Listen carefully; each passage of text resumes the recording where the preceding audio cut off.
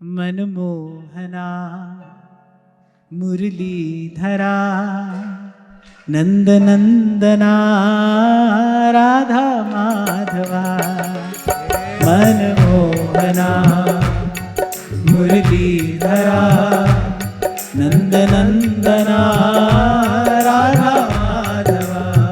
हे मनमोहना मुरलीधरा नंदनंदना राधा माधवा। हे मनमोहना मुरलीधरा नंदनंदना राधा माधवा।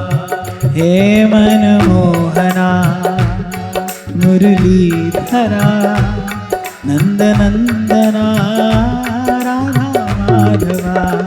हे मनमोहना मुरलीधरा नंदनंदना राधा माधवा। शोच शोचान्विदोऽनुशोचे हरेः कथायां विमुखानघेन। शृणोति देवो निमिषस्तु येषामायुर्वृथा वादगति स्मृतिना।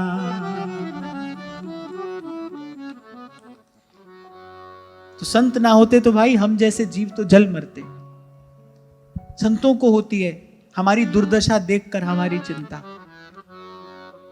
तो हम जैसे जीवों की दशा का विचार करके श्री विदुर जी ने पूछा मैत्रेय मुनि से कि महात्मन, उन लोगों के लिए मुझे बड़ा दुख, बड़ा खेद होता है, पूर्व के अत्यंत पाप के कारण, जो कभी भगवान के सन्मुख नहीं होते, जिनके कर्ण रंध्रों में कभी कभी भगवत लीला के, भगवत कथा के शब्द नहीं पड़ते, जिनकी जिह्वा पर कभी भगवान का नाम नहीं आता। काल भगवान उनके इस अमूल्य जीवन को बस काट रहे हैं और उनको इस बात की तनिक भी सुध नहीं है। और एक बड़ी सुंदर बात यहां कही कि आयुर्वृथा वाद गति स्मृति नाम। बोले मन से वो निरंतर व्यर्थ का चिंतन करते हैं, वचन से व्यर्थ वाद विवाद करते हैं और कर्म से व्यर्थ की चेष्टा करते हैं। बोले उनका जीवन इसी में जा रहा है। मनसा व्यर्थ के चिंतन में जा रहा है, वाचा व्यर्थ के वाद विवाद में जा रहा है और कर्मणा व्यर्थ की चेष्टा में जा रहा है। आप सोचो, आप किसी भी मूल्यहीन असार वस्तु को प्राप्त करने के लिए जो भी प्रयास प्रयत्न आप कर रहे हो, वो सब निष्फल व्यर्थ ही तो है। अब कोई सुबह से लेकर पानी को मथने के लिए बैठ जाए, शाम तक मथता रहे, थक जाए, श्रमित हो जाए और शाम को भगवान से ये शिकायत करे कितना परिश्रम हमने किया, तुमने हमें कुछ दिया ही नहीं। पानी मथने बैठे थे, सुबह भी पानी, शाम को भी पानी। अब बताओ क्या उसकी शिकायत ठीक है? ना। उस मूढ़ ने, उस अज्ञानी ने परिश्रम तो किया पर अनुचित स्थान पर किया, अनुचित रीति से किया। उसके पास उसको न सही दिशा का ज्ञान था और न सही विधि का। खाली परिश्रम तो भाई गधा भी करता है, पर सही स्थान पर उचित रीति से किया गया जो परिश्रम है वो फलदायी होता है। तो महात्मा विदुर ने कहा, बोले कुछ ऐसे भी तो अभागे जीव हैं जो मन से दिन रात व्यर्थ के चिंतन में ही लगे रहते हैं, वाणी से व्यर्थ के वाद विवाद में ही लगे रहते हैं। उनकी एक एक चेष्टा बिल्कुल व्यर्थ के लिए, असार वस्तु को प्राप्त करने के लिए वो चेष्टा करते हैं। बोले उनकी दशा का विचार करके बड़ा दुख होता है, बड़ा खेद होता है।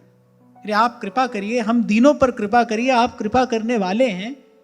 अगर ये सार स्वरूप हरि की कथाएं छांट छांट कर हमको सुनाइए, ऐसा विदुर जी ने मैत्रेय मुनि से कहा। बोले छांट छांट कर भगवान की कथा सुनाइए माने अब कोई असार बात सुनने की मेरी इच्छा नहीं है। पहले ही कहा भाई, अनेक अनेक चर्चाएं मैं सुन चुका, लौकिक पारलौकिक, बोले सबसे मेरा मन ऊब गया है। अब तो छांट छांट कर सार की बात अब हमको दीजिए। सब ओर से थक कर हार कर आपकी शरण में आए हैं।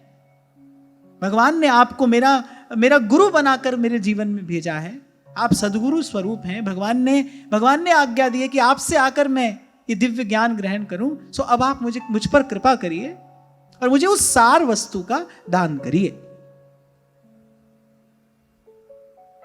इतना सब सुनने के बाद इतनी बात तो भाई आपकी मेरी समझ में आ जानी चाहिए कि सार वस्तु है क्या। पहली बात तो यह समझ में आ जाए कि सार वस्तु क्या है। फिर दूसरी बात ये देखा जाए, अब हमारी जो चेष्टा है, हम जो भी चेष्टा, जो भी चिंतन, जो भी प्रयास कर रहे हैं, वो सार वस्तु को प्राप्त करने के लिए कर रहे हैं कि असार वस्तु को प्राप्त करने के लिए।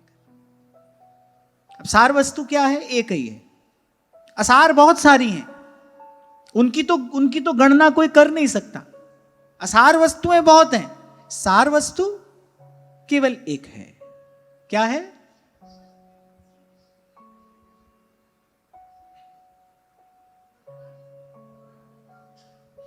हाँ, इसमें भी मुझे था कोई क्या कहेगा। इसमें भी हमारे पास बिल्कुल सीधा सटीक स्पष्ट उत्तर होना चाहिए। सार वस्तु क्या है? किसी ने कहा कृष्ण, किसी ने कहा भगवान, किसी ने क्या नहीं, सार वस्तु है भगवान के चरणों का प्रेम।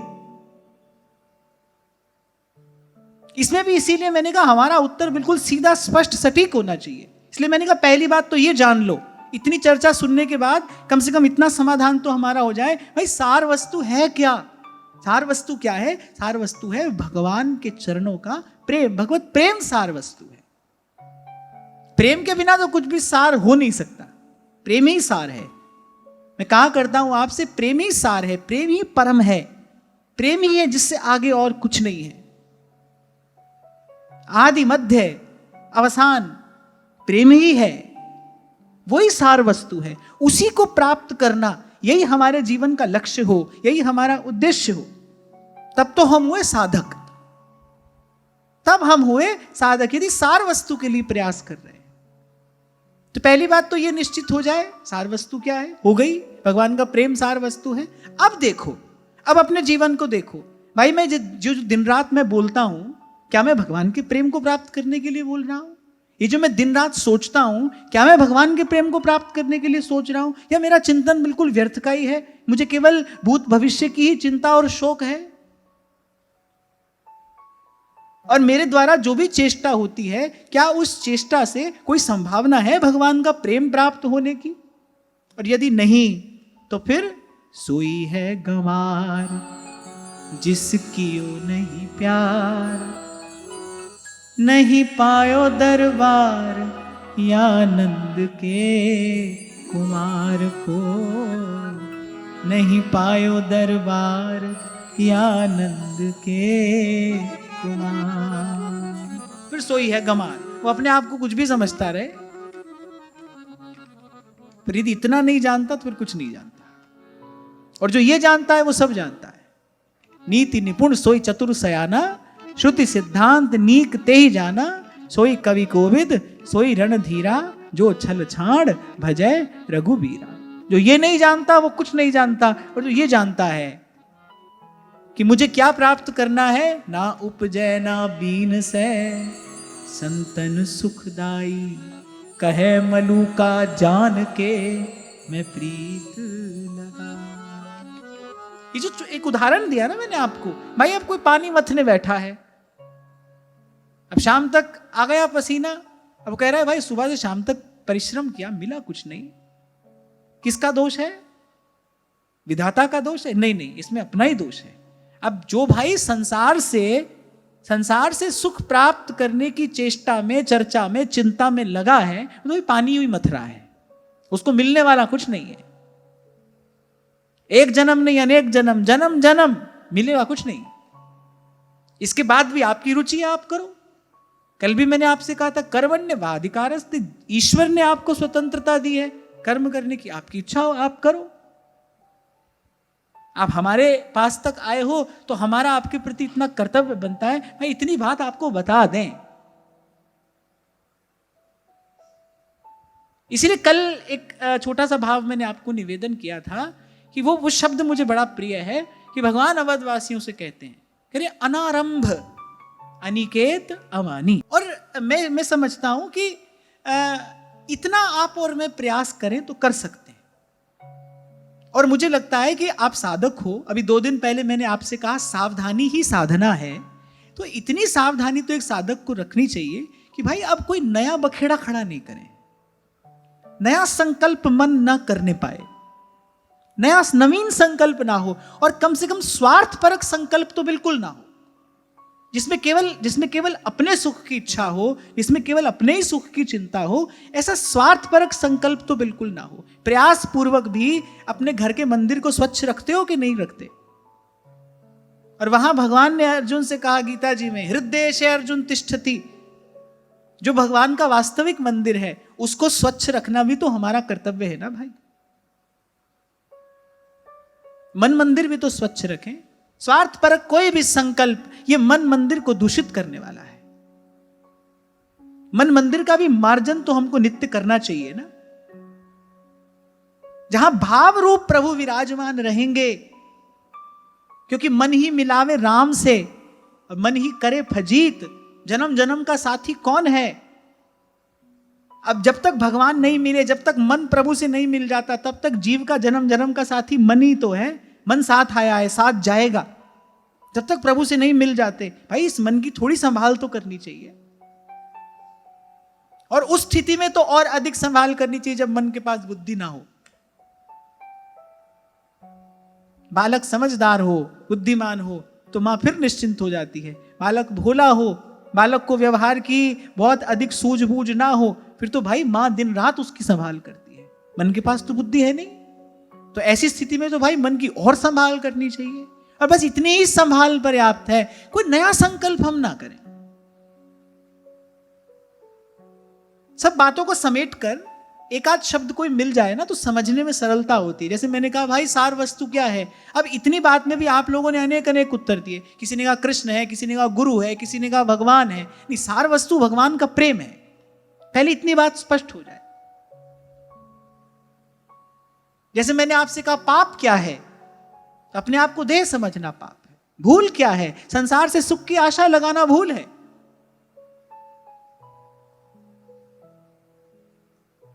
तो ऐसे सबसे पहले ये सिद्धांत हमको समझ में आ जाए, स्पष्ट हो जाए। तो मुझे लगता है भाई इतना तो करो, इतना तो करो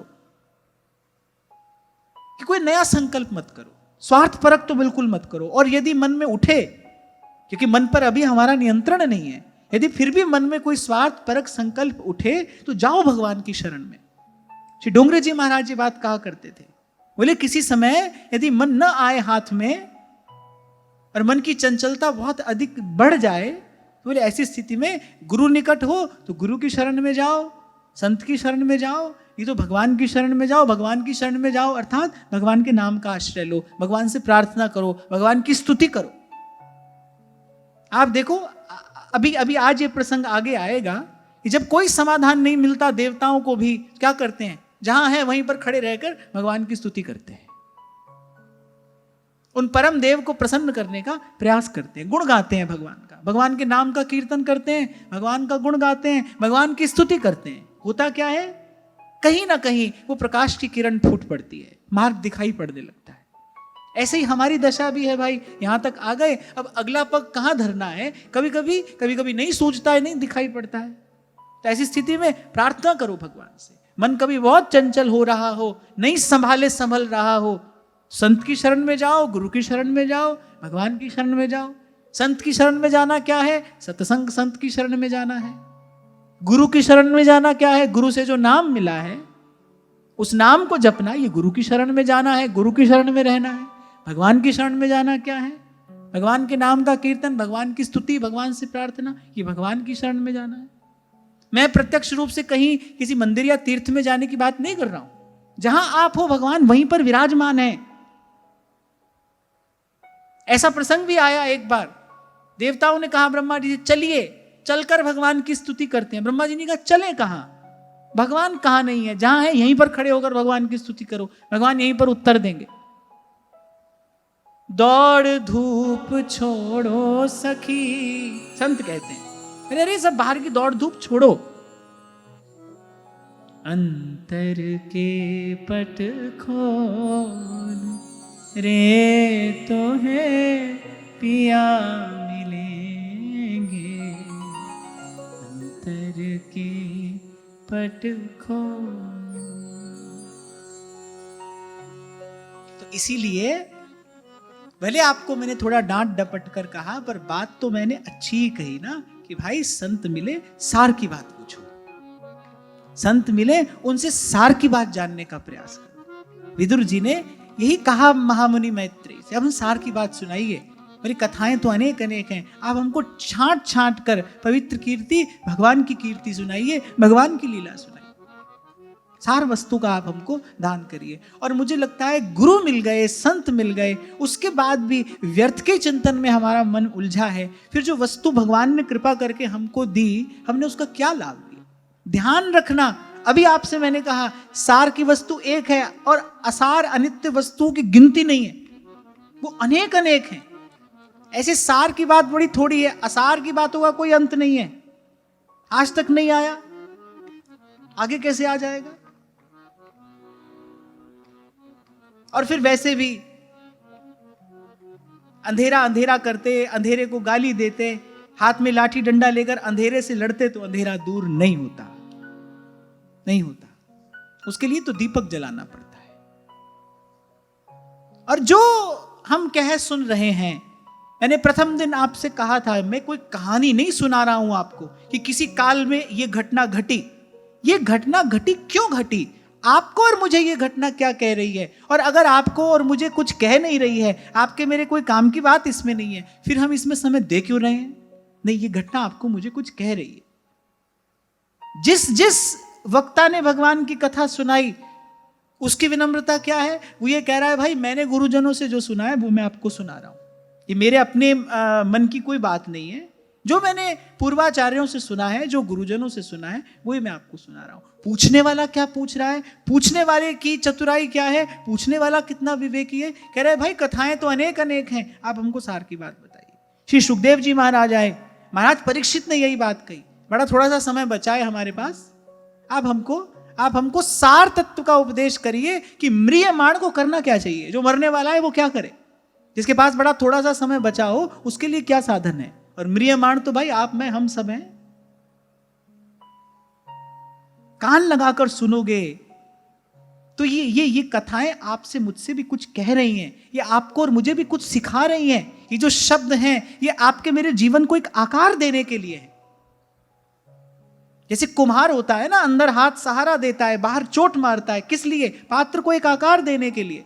पात्र सुघड़ होगा, सुंदर होगा तो मंगल कलश बनेगा, उसमें जल भरकर उससे देवता का स्नान अभिषेक कराया जाएगा। तभी कबीर कहते हैं, गुरु कुम्हार शिष्य कुंभ है, घड़ घड़ काढ़े खोट, अंदर हाथ सहारा दे, बाहर मारे चोट।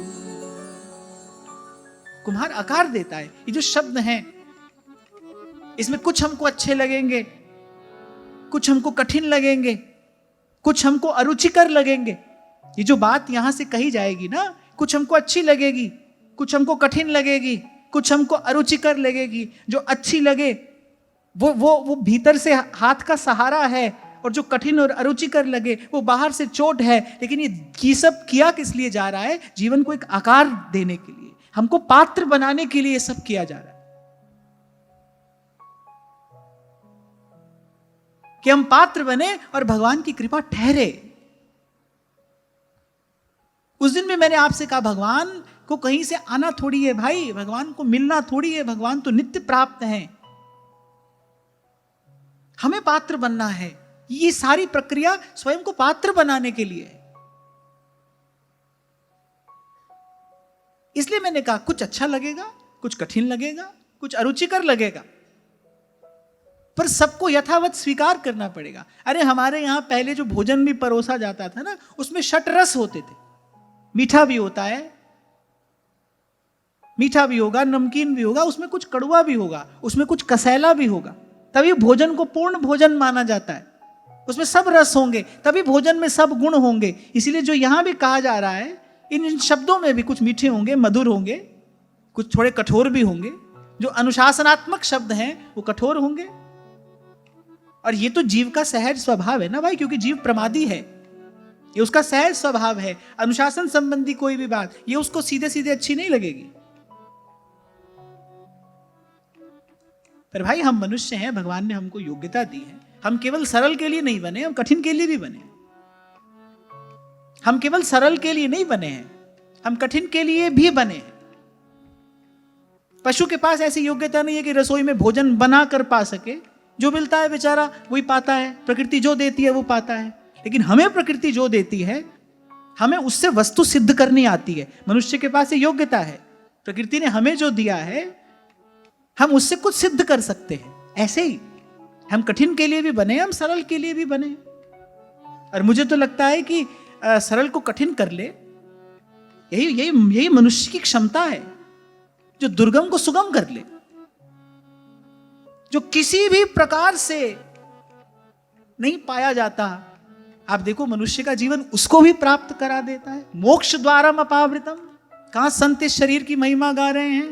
साधन धाम मोक्ष कर द्वारा, पाए न जिहि परलोक संवारा, पाई न जिहि परलोक संवारा।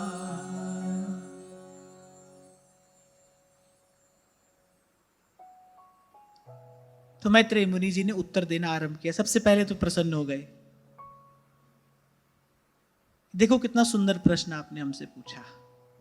आपका प्रश्न भगवान से संबंधित है, आपका प्रश्न भगवान की कथा से संबंधित है। इसलिए आपको मैंने अभी निवेदन किया, श्रीमद् भागवत में जितने वक्ता और श्रोता आप देखेंगे, आप दर्शन करेंगे, वक्ता की अपनी विनम्रता है, श्रोता बड़ा विवेकी है, वक्ता बड़ा विनम्र है। वक्ता कह रहा नहीं भाई मैं अपनी बात नहीं कह रहा हूं, ये सब प्रसाद है, गुरुजनों का प्रसाद है। और श्रोता बड़े विवेक से पूछ रहा है, बड़े विवेक से पूछ रहा है, नहीं भाई हमको सार बात बताइए। तो मैत्रेय मुनि बड़े प्रसन्न हो गए, बोले देखो। मैत्रेय मुनि ने विदुर जी से कहा कि विदुर जी आप सच में संत हैं। क्यों? क्योंकि आपका कल्याण तो हो चुका है, ये हम जानते हैं। जिसकी चिंता भगवान करते हो उसके कल्याण में क्या संदेह है। अपने धाम को जाने से पूर्व श्री कृष्ण मुझे आज्ञा देकर गए थे कि मैं आपको ये दिव्य ज्ञान प्रदान करूं। उस समय मैंने भगवान के हृदय में आपके लिए जो करुणा और स्नेह देखा, मैं उसे देखकर धन्य हो गया। आप धन्य हैं विदुर जी कि श्री कृष्ण आपकी इतनी चिंता करते हैं। तो आपका कल्याण तो हो गया है। आपने ये पूछा किस लिए? आपने ये इसीलिए पूछा ताकि इस उत्तर के माध्यम से जन जन का कल्याण हो सके। आपका प्रश्न बड़ा सुंदर है। सबसे पहले तो हम आपके प्रश्न का आदर करते हैं, आपके प्रश्न को प्रणाम करते हैं। और फिर मैत्रेय मुनि ने कहा कि आपने जो पूछा, क्या पूछा विदुर जी ने? विदुर जी ने सबसे पहले सृष्टि संबंधी कुछ बात पूछी और फिर कहा कि किस प्रकार भगवान लीला करते हैं, कब कब भगवान ने अवतार ग्रहण किया, कैसी कैसी भगवान ने लीला की। विदुर जी ने कहा भाई अब कहीं और जाना नहीं है, कुछ और सुनना नहीं है। अब तो ये जो जन्म जीवन है ये बस भगवान की लीला कथा को समर्पित है। हम चैन से बैठे हैं आपके चरणों में और आप बड़े प्रेम से, बड़े भाव से, बड़े विस्तार से हमको भगवान की कथा सुनाइए। यहां विदुर जी की रुचि का दर्शन हो रहा है। कथा मीठी लगे, कथा प्यारी लगे, उसके लिए आवश्यक है कि कथा में पहले रुचि हो, हमारी रुचि हो। और एक और बात मैं आपको बड़ी विनम्रता पूर्वक कहूं, बड़े दीर्घ काल के साधन के बाद ये रुचि प्राप्त होती है, इच्छा। हाँ कोई मिले हमको, कोई ऐसो भेटे संत, कोई मिले हमको ऐसा। आप एकांत में बैठना, जाना अपने भीतर, देखना, विचारना। क्या हमको कभी वस्तुतः ऐसी इच्छा हुई? कोई ऐसो रे सुखदाई जिन हरि की कथा सुनाई, तिस भेंटे गति हो हमारी, तिस भेंटे गति हो हमारी।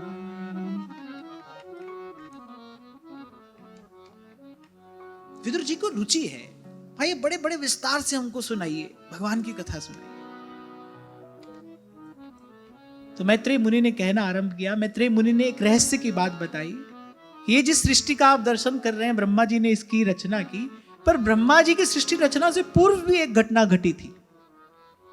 कि ये जो पंच महाभूत हैं, ये महतत्व, अहंकार आदि जो सब हैं, इन्होंने सबने सृष्टि बनाने का प्रयास किया, लेकिन ये सब अलग अलग होकर रहकर बोले सृष्टि का निर्माण कर नहीं सके। जैसे आपको कुछ दिन पूर्व मैंने एक उदाहरण दिया था कि भाई मान लो लड्डू बनाने में 4 चीज लगती है, तो चारों चीज हो लेकिन लड्डू बनाने वाला ना हो, तो भाई वो 4 चीज तो जड़ है ना, वो चारों मिलकर तो लड्डू नहीं बना सकते। उसके लिए कोई बनाने वाला चाहिए, और बनाने वाला भी कैसा, जिसको लड्डू बनाने की विधि आती हो, जिसको व्यंजन सिद्ध करने की कला आती हो, ऐसा कोई एक बनाने वाला चाहिए। जितने भी ये जड़वाद को मानने वाले हैं कि नहीं भाई कोई परमात्मा नहीं है, मैं कहता हूं थोड़ा सा अपने जीवन के निकट आकर देखो, आपको चेतन तत्व की महिमा का दर्शन हो जाएगा। एक हवाई जहाज 500 लोगों को बैठाकर यहां से वहां ले जाता है, नहीं हवाई जहाज नहीं ले जाता है, लेकर तो कोई मनुष्य ही जाता है, हवाई जहाज स्वयं चलकर तो जाता नहीं है। उसको बनाने वाला भी कोई है, उसको चलाने वाला भी कोई है, वो बिगड़ जाए तो उसको सुधारने वाला भी कोई है। जड़ वस्तु कितनी भी उत्कृष्ट क्यों ना हो, पर भाई उसके मूल में तो चेतन ही है ना, उसके मूल में तो कोई चेतन है, कोई करने वाला है, कोई रचने वाला है, कोई संभालने वाला है। आप हैं, मैं हैं, हम सब हैं, ये सृष्टि है, इसके मूल में कोई है भाई।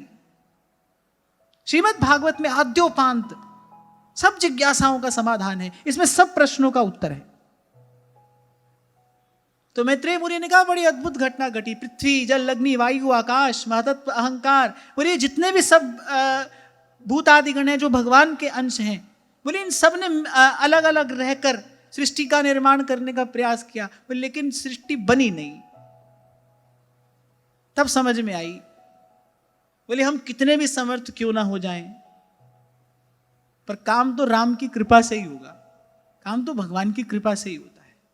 यहां सबसे पहला संदेश इस श्रीमद् भागवत की कथा के आरंभ में यही है कि कोई कितना भी समर्थ क्यों ना हो जाए भाई, पर आदि में भी, मध्य में भी और विश्राम में भी है तो भगवान। भगवान की शक्ति है, भगवान की कृपा है।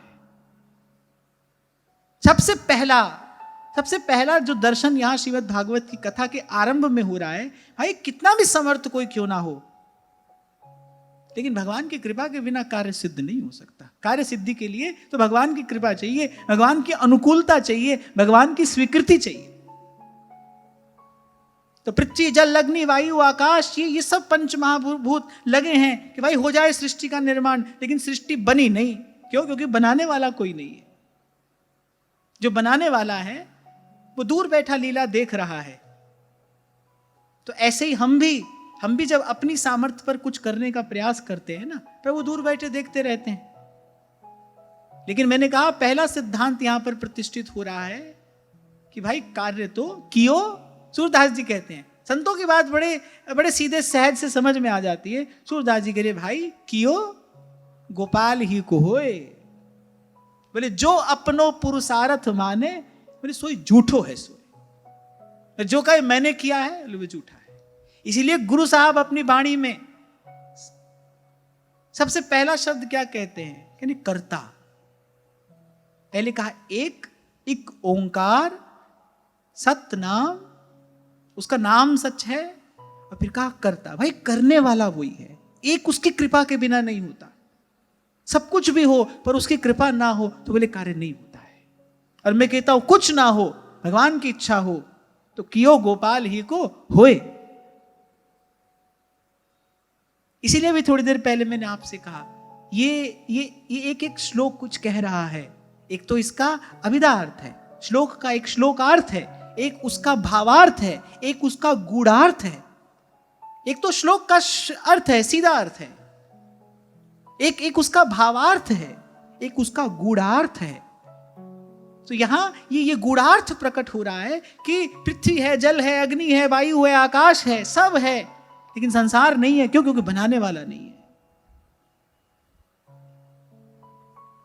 ये सब देख विचार कर संतों ने कहा भाई सब हो पर कियो गोपाल ही को हो।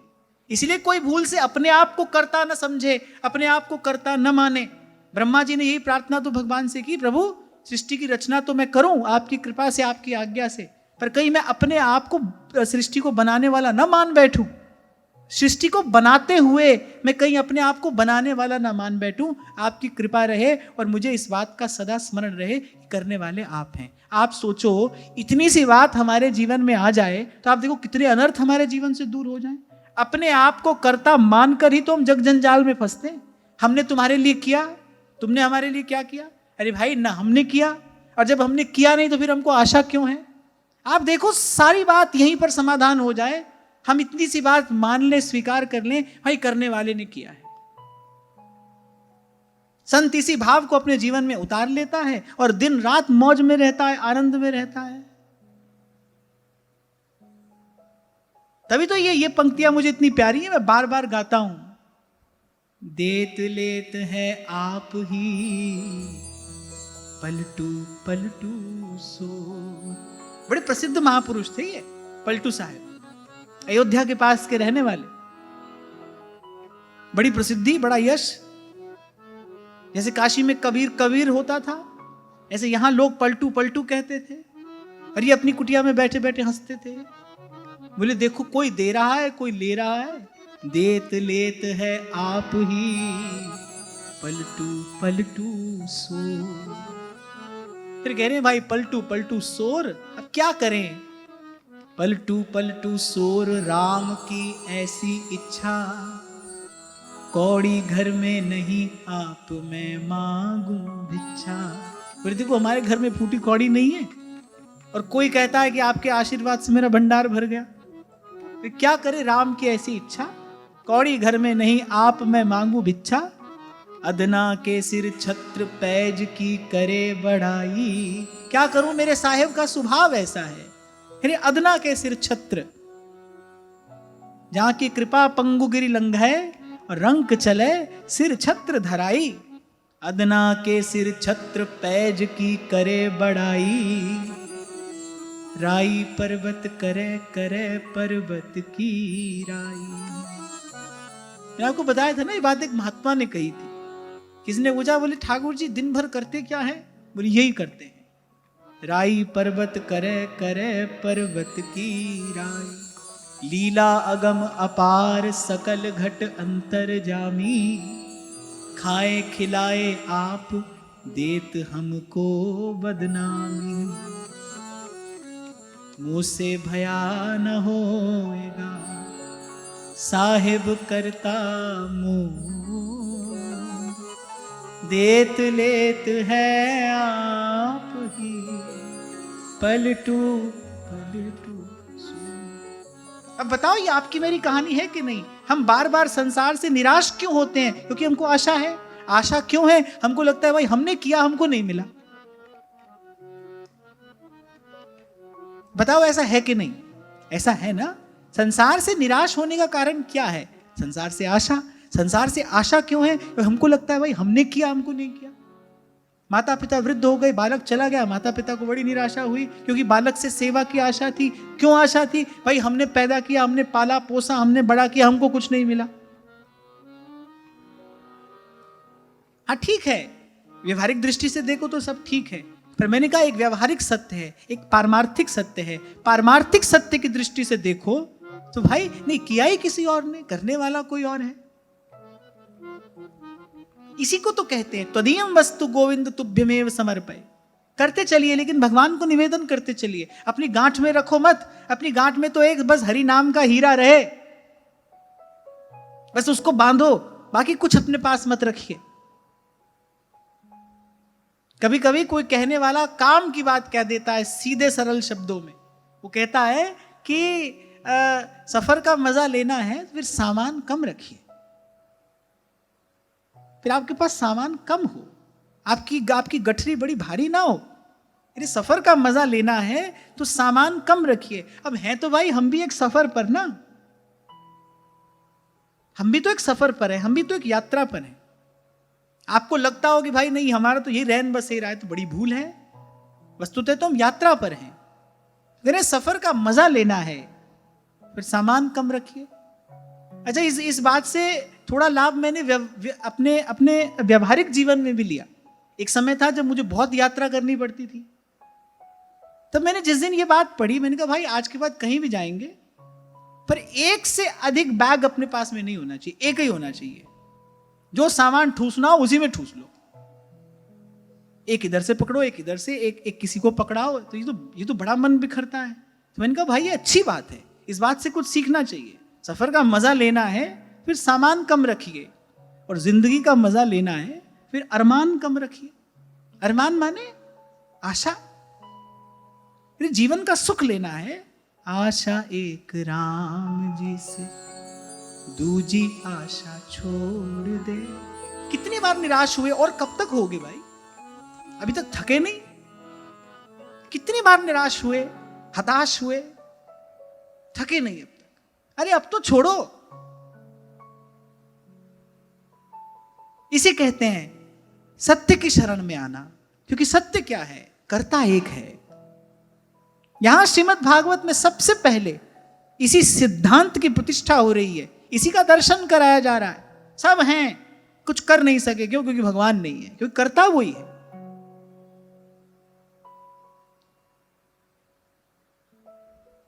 और महाराज वाणी में एक बड़ी सुंदर बात कहते हैं जो ब्रह्मांड है सोई पिंड है, जो खोजे सो पावे। जो ब्रह्मांड है सोई पिंड है, जो बाहर हो रहा है वही भीतर भी हो रहा है, जो खोजे सो पावे। ये जो घटना कहीं घटी, ये कहीं हमारे जीवन में भी तो घट रही है। खोजोगे तो बूझोगे। जिन खोजा तिन पाई या गहरे पानी पैठ।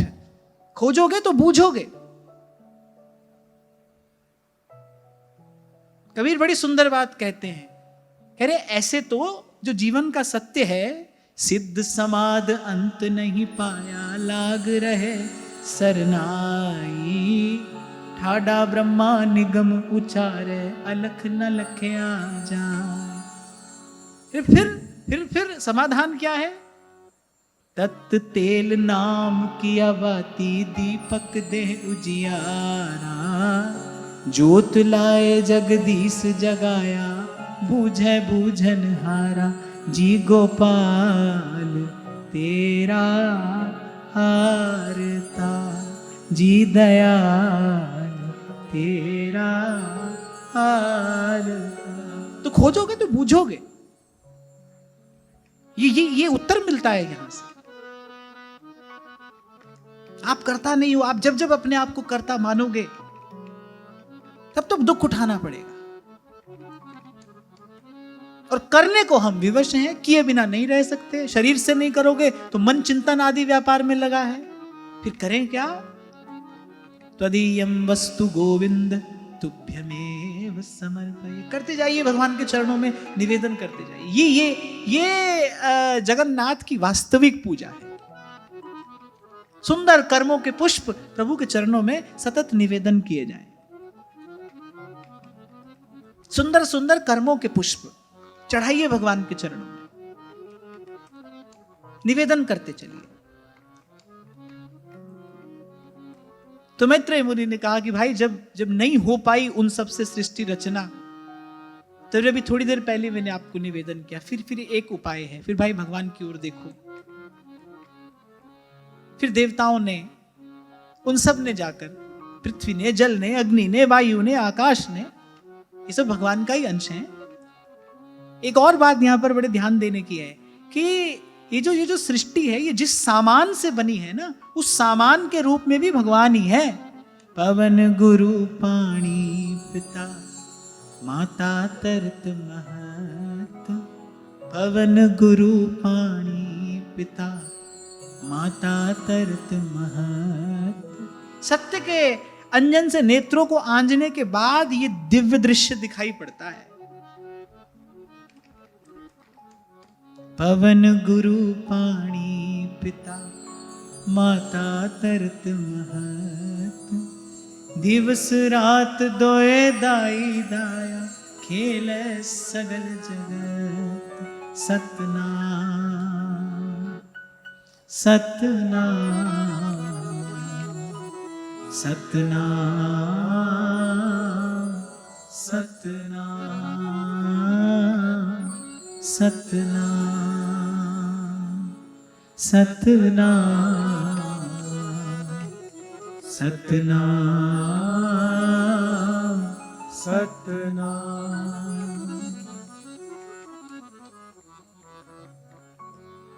मैं फिर दोहरा रहा हूं, सत्य के अंजन से नेत्रों को आंजने के बाद ये दिव्य दृश्य दिखाई पड़ता है। और जो थोड़ी देर पहले मैंने आपसे कहा ना कि अनन्य कौन है, वो नहीं जो दूसरा देख नहीं रहा, वो जिसको दूसरा दिखाई नहीं पड़ता, इसके लिए अब कोई दूसरा है नहीं। मीरा जी की इस पंक्ति में दोनों बातें हैं। जब वो कहती है ना मेरे तो गिरधर गोपाल दूसरों ना कोई, इसमें अनन्य प्रेम भी है और इसमें कहीं ना कहीं मीरा जी का दिव्य ज्ञान भी परिलक्षित हो रहा है। वो कह रहे श्री कृष्ण के अतिरिक्त दूसरा है कौन? कौन है दूसरा?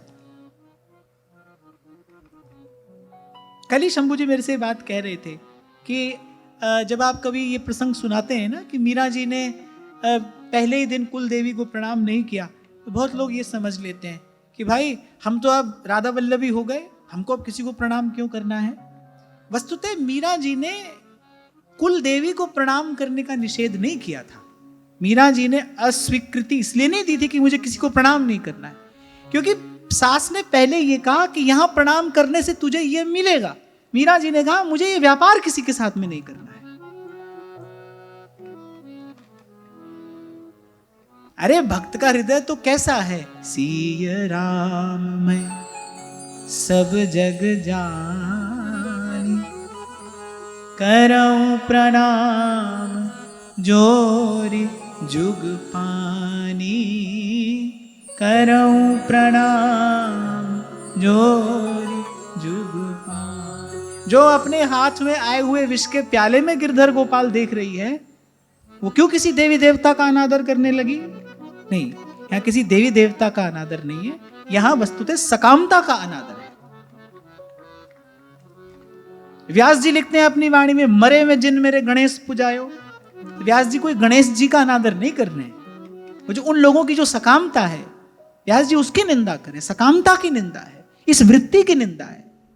ये वृत्ति निंदनीय है, ये त्याज्य है। अरे संसार मिला उससे भी व्यापार करते रहे, भगवान मिले उनसे भी व्यापार करोगे, संत गुरुजन मिले उनसे भी व्यापार करोगे,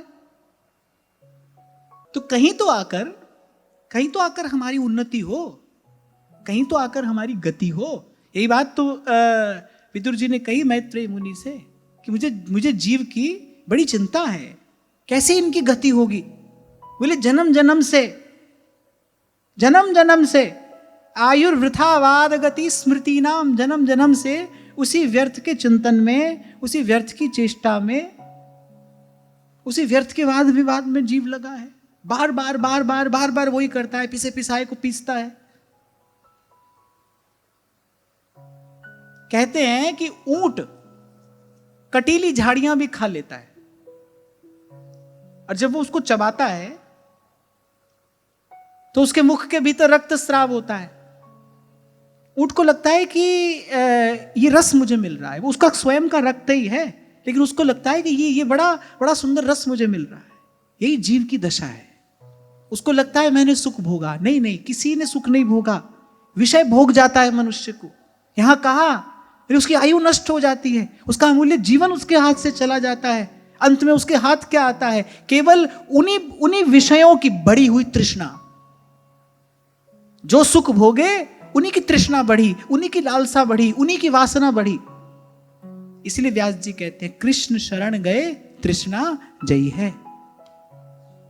कृष्ण शरण गए तृष्णा जयी। यही बात आपसे कह रहा हूं भाई कि जब यहां थे तब भी यही कर रहे थे, अब संत गुरुजन मिले वहां तो ये नहीं करेंगे ना, वहां तो इससे मुक्त होने का प्रयास करेंगे। तभी तो महाप्रभु जी ने सुधा निधि में कहा अलम विषय वार्तया नरक कोटि विभत्सया। अरे वो कह रहे हैं कि जब मैं श्रुतियों की कथा को व्यर्थ का परिश्रम बता रहा हूं और तुम यहां विषय की वार्ता लेकर आए हो। वृथा श्रुति कथाश्रमो बत विभेमि कैवल्यतः। केवल एक ही शब्द तो महाप्रभु जी ने कहा अलम विषय वार्तया, बस ये बात ना की जाए। एक छोटा सा संकेत महाप्रभु जी ने स्फुटवाणी में कर दिया, परधन परतीय बंचु। अब समझने वाला भाई इसमें समझ ले कि इसमें क्या क्या कह दिया गया है। वक्ता कितना भी चतुर क्यों ना हो, इन श्रोता के मन में खटपटी चल रही है तो कहां से उसको ज्ञान हो जाएगा भाई, कहां से हो जाएगा? आप और मैं दोनों जब तक एक धरातल पर नहीं आएंगे तब तक आपके और मेरे मिलने को संग नहीं कह सकते। आप और मैं इसे सत्संग कहते हैं, लेकिन जब तक आप और मैं एक धरातल पर नहीं आएंगे तब तक आपका और मेरा संग नहीं हुआ। मैं आया आकर चला गया, आप आए आकर चले गए। इसलिए 2 दिन पहले मैंने आपसे कहा था यहां आने से पहले थोड़ी तैयारी चाहिए, थोड़ा झाड़ फूक कर आओ अपने मन मंदिर को कि भाई क्या मालूम आज भाव रूप प्रभु हमारे हृदय में विराजमान हो जाए। कोई तो दिन ऐसा आएगा ना भाई, कोई तो दिन ऐसा आएगा जिस दिन इस शब्द का प्रकाश हमारे उर अंतर में हो जाएगा। वो कोई दिन होगा, अब कौन सा होगा ये नहीं कहा जा सकता। शबरी जी नित्य मार्ग बुहार रही हैं, नित्य फल ले आती हैं, भाई कोई दिन तो राम आएंगे। पंथ निहारती हैं, डगर बुहारती, भाई किसी दिन तो राम आएंगे, किसी दिन तो प्रतीक्षा पूर्ण होगी। और हम तो भाई हितोपासक हैं, इस उपासना में तो प्रतीक्षा ही पुरुषार्थ है, हमको प्रतीक्षा ही करनी है। अब वृंदावन में आकर पड़े हैं भाई, ठाकुर जी की लीला का गान कर रहे हैं, कोई तो घड़ी होगी, कोई तो दिन होगा जब हमारे भीतर भी इस भाव का प्रकाश हो जाएगा। तो थोड़ी तैयारी के साथ यहां पर आना चाहिए, थोड़ा सजग सावधान होकर यहां पर बैठना चाहिए। सजग होकर माने शारीरिक रूप से सजग होकर, सावधान होकर माने मानसिक रूप से सावधान होकर। और मानसिक रूप से सावधानी क्या है भाई, किस लिए आए हैं यहां पर? बार बार जब से ये वार्ता आरंभ हुई महाराज परीक्षित ने यही बात कही, शौनक आदि ऋषियों ने सूत जी से यही बात कही, अब विदुर जी ने मैत्रेय मुनि से यही बात कही कि भाई आप मिले हैं, यहां वहां की बात तो यहां वहां होती रहती है, आप मिले हैं तो सार की बात करिए, आप मिले हैं तो भगवान की बात करिए, आप मिले हैं तो कुछ ऐसी बात करिए जिससे भगवान का प्रेम हमारे हृदय में उदय हो, प्रभु के प्रेम का प्रसाद मिले। नानक की अरदास सुनी जय, केवल नाम हृदय मह दीजय। जब प्रभु के सन्मुख गए हो वहां तो कम से कम कहो कृपा जल दे नानक सारंग को, हुए जाते तेरे नाम वासा, मोहे आही प्यासा, तेरे नाम वासा, मोहे प्यासा, तेरे नाम वासा। तो मैत्रेय मुनि ने कहा भाई जब कोई मार्ग नहीं सूझ पड़ा तो उन सब ने भगवान से प्रार्थना की, भगवान की स्तुति की। अब ये जो स्तुति है इसमें अनेक अनेक प्रकार से इन देवों ने भगवान के श्री चरणों का आराधन किया। बड़ी दिव्य बड़ी सुंदर स्तुति है, एक एक श्लोक हृदय में भगवान के चरणों के प्रेम को, भक्ति भाव को बढ़ाने वाला है। बड़ी सुंदर बात यहां भगवान वेदव्यास कह रहे हैं, नमामते देव पदारविंदम प्रपन्नतापोपशमात पत्रम यन्मूलकेतायतयोञ्जसोरु संसार दुखम बहिरुक्षिपन्ति। सब देवताओं ने कहा प्रभु आपके चरण कमलों की वंदना करते हैं। यहाँ एक सूत्र हमको और मिल जाता है, कैसी भी दुविधा हो, कोई भी कष्ट हो, कोई भी पीड़ा हो, बस मन भूल मत जइयो राधा रानी के चरण। नमामि राधा चरण सकल मंगल को कारण। व्यवहार में भी रहते हुए कोई ऐसा समय आ जाए, कोई कठिनाई हो, कोई प्रतिकूलता हो, सब छोड़कर जिह्वा पर प्रभु का नाम हो और बस भगवान के चरणों का ध्यान करिए। भगवान के चरण सब मंगलों के मूल हैं। बड़े से बड़े अमंगल का नाश करने में भगवान के चरणों का स्मरण समर्थ है। संपन्न नारायण स्मृति। अब देवताओं ने यही किया, कोई मार्ग नहीं सूझ रहा, भगवान की स्तुति की। और स्तुति में सबसे पहली बात क्या कह रहे हैं, नमामते देव पदारविंदम। सूरदास जी यहीं से आरंभ करते हैं, चरण कमल वंदो हरि राई चरण कमल बंदो हरि राई जाकी कृपा पंगु गिरि लंघे जाकी कृपा पंगु गिरि लंघे रंक चले सिर छत्र धराही रंक चले छत्र धराही। तो कोई धागा ताबीज बनवाने के लिए दौड़ने की आवश्यकता नहीं है, यहां वहां किसी से पूछने जानने की कोई आवश्यकता नहीं है। अब भाई जीवन में सुख दुख आते ही हैं, कोई कष्ट हो, कोई पीड़ा हो, व्याधि हो, तो जो व्यवहारिक उपचार है सो तो करिए, पर साथ साथ भगवान के चरणों का स्मरण करिए। अनेक अनेक संतों ने अपनी वाणी में इस रहस्य का उद्घाटन किया है। सब मंगलों के मूल भगवान के चरण है, श्री चरण। थोड़ी देर पहले आपसे यही कह रहा था ना, बड़ी से बड़ी बात संत अपने सरल शब्दों में कह देते हैं। संतन की बात में बात, बात में बात। और जो हमारे वृंदावन के संत हैं वो तो इतने सरल शब्दों में बहुत ऊंची बात कह देंगे। रे मन भूल मत जइयो राधा रानी के चरण। लो, ये सब रोगों की औषधि दे दी, सब कष्टों के निवारण का एकमात्र उपाय है।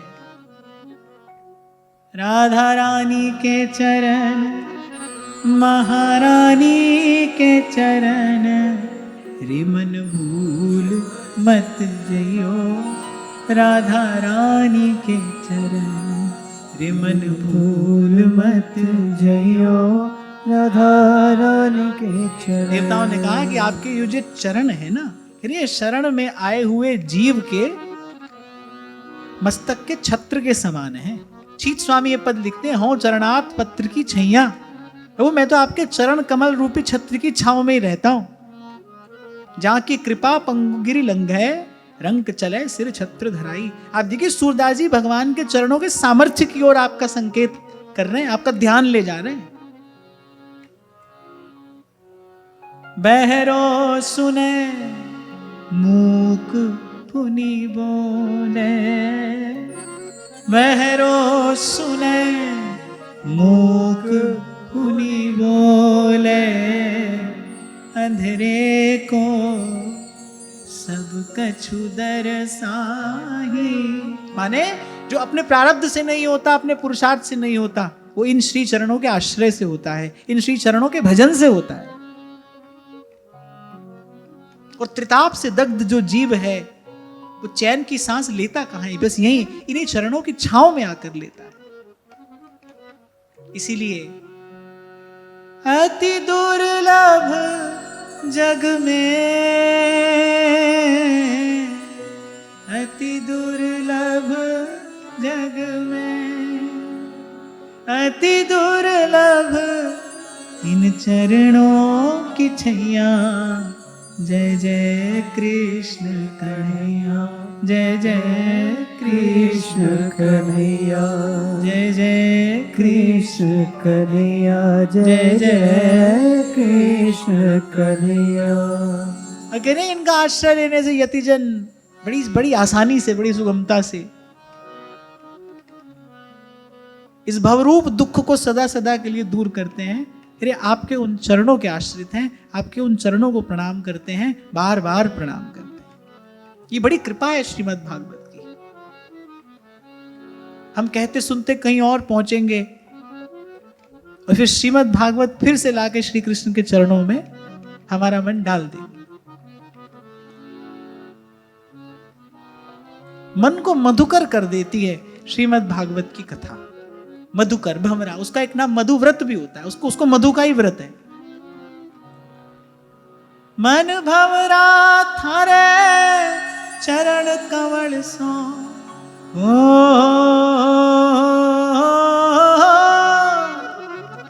मन भमरा थारे चरण कमल सो, आलिपटायो जी नाथ थारी सरणी आयो। ये जो थोड़ी देर पहले मैंने कहा ना, ये जो हो रहा है स्वयं को पात्र बनाने के लिए हो रहा है, और मधुर शब्दों में मैं कहूं तो इस मन को मधुकर बनाने के लिए साधन है। मन भंवरा हो जाए, प्रभु के चरण कमलों का भंवरा। मन भंवरा थारे चरण कमल सो आलिपटायो जी, नाथ थारी सरनी आयो जी। ये इतना जो बिखरा हुआ मन है, उसको वो सिमटे, उसके लिए पहले उसको एक स्थान, एक लक्ष्य देना पड़ेगा ना, कोई आधार देना पड़ेगा, अधिष्ठान देना पड़ेगा। प्रभु के चरणों से सुंदर और कोई अधिष्ठान नहीं हो सकता। कभी पहले भी मैंने आपको कहा था, रूप ध्यान यदि करना है तो हमको आरंभ श्री चरणों के ही ध्यान से करना है। ये संतों भक्तों का अनुभव भी है और हमारे आचार्य का तो हार्द है। जागृत स्वप्न सुषुप्तिषु स्फुरतु में राधा पदाब्जच्छटा। प्रियालाल की लीला का गान करते करते भी महाप्रभु बार बार यही तो कहते हैं, द्वंद्वेशी वृषभानु नंदिनी सदा वंदे तव श्री पदम। हे स्वामिनी, मैं बार बार आपके श्री चरणों का ही ध्यान करती हूं, उन्हीं को अपने हृदय कमल पर विराजमान करती हूं, और अत्यंत सुख की स्थिति में भी एक क्षण के लिए मैं इनको नहीं भूलती। दुख तो वहां है नहीं ना, अरे अत्यंत सुख की स्थिति में भी फिर मैं इनको नहीं भूलती। चरण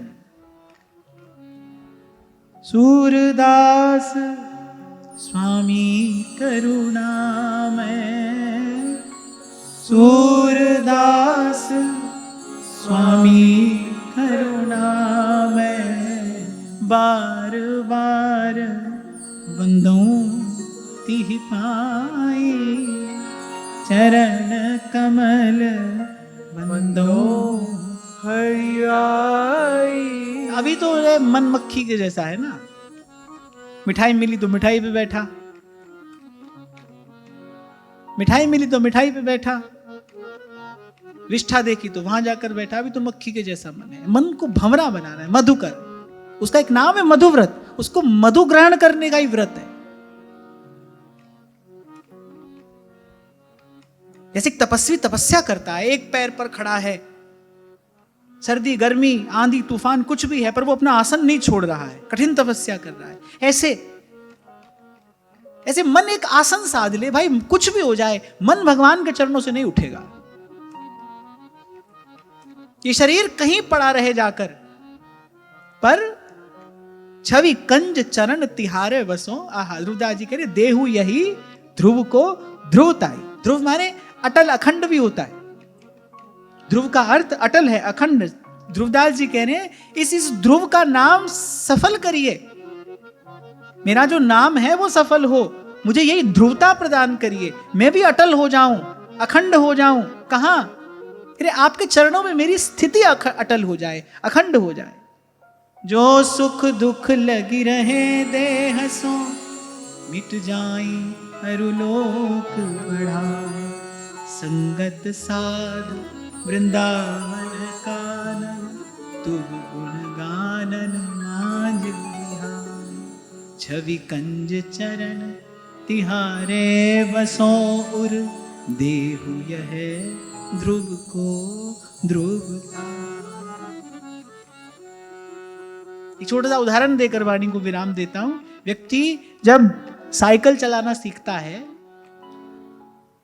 तो साइकिल के दोनों तरफ वो छोटे छोटे पहिए लगे रहते हैं ना।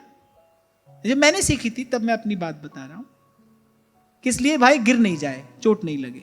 हालांकि फिर भी व्यक्ति चोट खाकर ही सीखता है, बिना गिरे पड़े कोई नहीं सीखता, चोट खाकर ही सीखता है, पर फिर भी अपनी ओर से बचाव करता है भाई कि नहीं गिरे। फिर एक समय ऐसा आता है, इतना अभ्यास हो जाता है, दोनों हाथ छोड़कर व्यक्ति साइकिल चढ़ाता है बढ़िया। तभी संत ने कहा, बोले लाला किए तो सब हो जाए, अभ्यास से सिद्धि होती। अरे अभ्यास से जड़ व्यक्ति में चेतनता का संचार हो जाता है। आप भी निरंतर अभ्यास करोगे भाई, बाहर की स्थितियां जैसी हों, पर और अंतर में प्रभु के चरणों का स्मरण अखंड बना रहे, श्री चरणों की स्मृति बनी रहे। बस मन भंवरा होकर चरण कमलों के निकट मंडराता रहे। करोगे तो होगा। हाँ, केवल कहने से तो नहीं होगा, करोगे तो होगा। तो आज की वार्ता यहीं श्री जी के चरणों में निवेदन करता हूं। महाराज श्री के चरणों में प्रणाम। आप सबके हृदयस्थ हित प्रभु को नमन।